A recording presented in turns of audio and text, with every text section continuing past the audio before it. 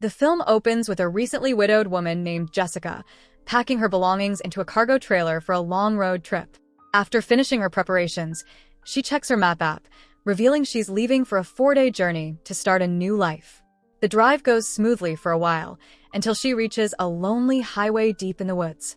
Soon, she finds herself stuck behind a black car acting strangely. It drives unusually slow, and every time she tries to overtake it, the car speeds up just enough to trap her in the opposite lane. Things get worse when a giant truck approaches head-on, yet the black car still refuses to let her move back. Just seconds before disaster, Jessica manages to swerve ahead and avoid the truck. But the black car immediately speeds up, tailing her aggressively and honking nonstop. Eventually, the two vehicles split ways at an intersection, and Jessica stops to catch her breath after the near collision. Later that evening, she stops at a gas station while talking to her father. Their conversation hints that Jessica and her mother aren't on good terms, despite her dad urging them to reconcile.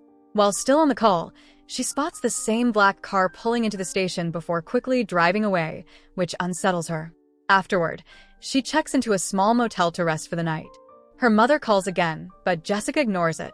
Before sleeping, she looks at old pictures of her and her late husband, remembering happier times. Overwhelmed with emotion, she sheds a few tears before finally closing her eyes. The next morning, just as she's about to leave, a strange man with an armed cast approaches her. He introduces himself as the driver of the black car. He awkwardly apologizes for yesterday, claiming he was texting while driving and didn't notice her. But he quickly starts asking personal questions, where she lives, where she's headed, which makes Jessica uneasy. She excuses herself and drives away. She eventually leaves town, heading onto a forest highway, but soon encounters the black car again, this time parked in the middle of the road with the stranger standing beside it, pretending to look confused. Jessica immediately locks her doors, rolls the window only slightly, and listens as he claims his engine died and asks for a ride to the nearest gas station. Suspicious and scared, she offers to call a mechanic instead, but he insists she get out and help. Jessica refuses and drives off. Hours later, she stops at another gas station for a break. She finally answers her mother's call, but the conversation quickly becomes tense. Her mother is upset she left town without telling anyone, while Jessica explains she needed the trip to move on from her husband's death. Then, unbelievably, she spots the same black car entering the rest area. Terrified, she rushes back into her car. The stranger heads toward her again, but this time a white van blocks her exit, trapping her long enough for the man to reach her window. He claims he's just using the bathroom and that she's overreacting, but Jessica ignores him. As soon as the van moves, she drives off as fast as she can. Seeing the black car also in motion behind her, Jessica calls 911, reporting she's being followed. But she becomes frustrated when the operator keeps asking for exact location details she doesn't know. Suddenly, the black car speeds up and passes her, revealing that it wasn't the stranger's car after all. Embarrassed, Jessica tells 911 it was a false alarm. But her relief doesn't last long. Moments later, she loses control of her vehicle, sending it off the road. When she gets out to investigate, she realizes the cargo trailer's tire has burst. Before she can react, the real black car approaches again. Fear explodes through her.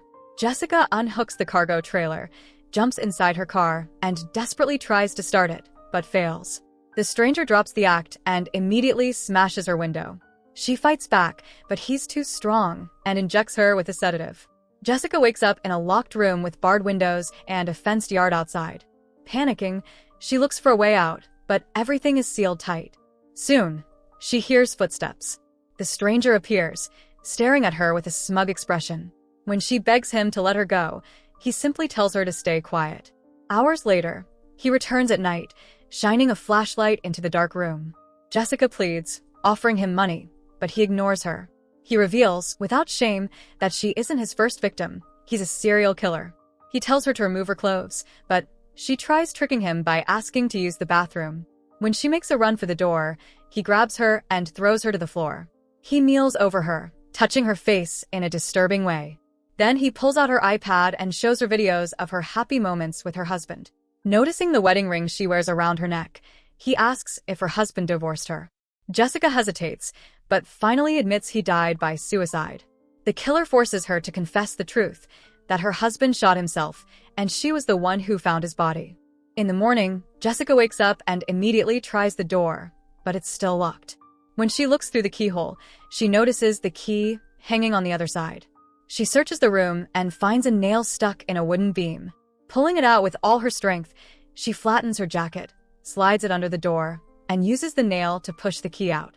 Once it drops, she pulls the jacket back and retrieves the key, finally unlocking the door. Just as she escapes the room, the serial killer returns home with groceries. Jessica hurriedly hides inside a closet.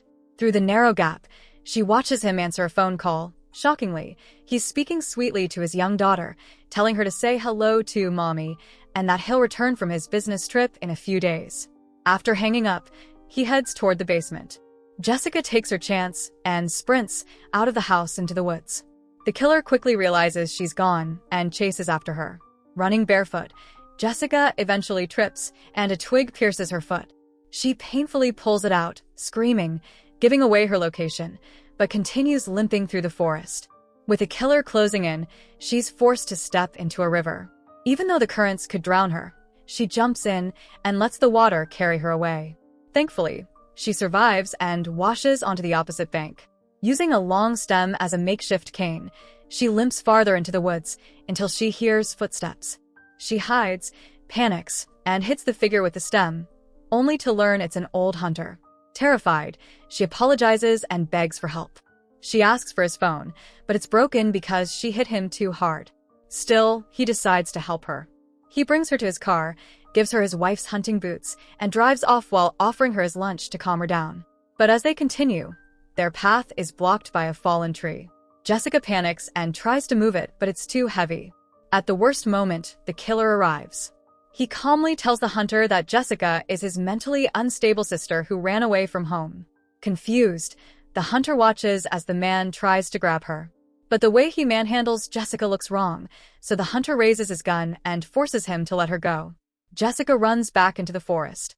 Behind her, the killer brutally beats the hunter and shoots him. Now armed with the hunter's rifle, he resumes hunting her. Night falls, and Jessica rests under a rock during a violent storm. The killer's flashlight scans the area. When she tries to move, he spots her and shoots her in the leg. Fueled by adrenaline, she crawls away and hides under thick bushes while he searches again.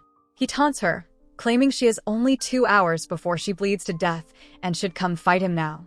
To push her further, he insults her dead husband, calling him a coward. Jessica stays silent, refusing to take the bait. When he finally gives up and walks away, she drifts into an exhausted sleep under a tree. At dawn, she wakes up, still alone in the forest. She forces herself onward through the rugged terrain until she hears a car engine. It's the killer again. She watches him drag the dead hunter's body into a shallow grave.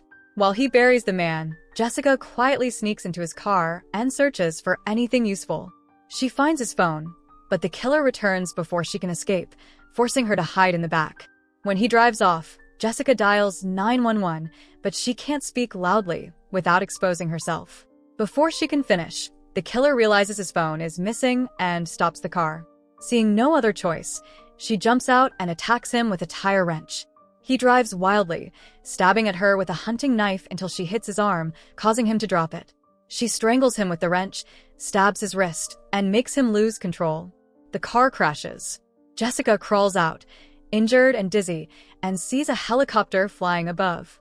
Encouraged, she pushes herself to keep going until she reaches a clearing. Meanwhile, the killer also survives the crash. Jessica still has his phone. She calls his wife and reveals everything, that her husband isn't on a business trip, he's a serial killer hunting her in the woods. When she sees the man approaching, she puts the phone on speaker, so he can hear her expose him.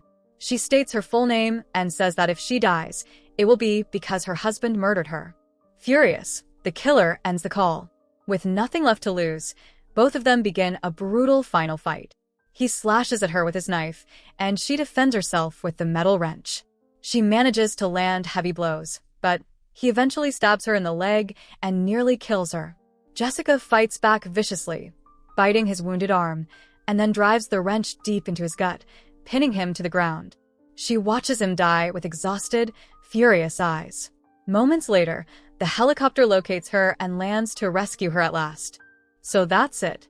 Hope you enjoy the story. Subscribe and press the bell icon for more videos.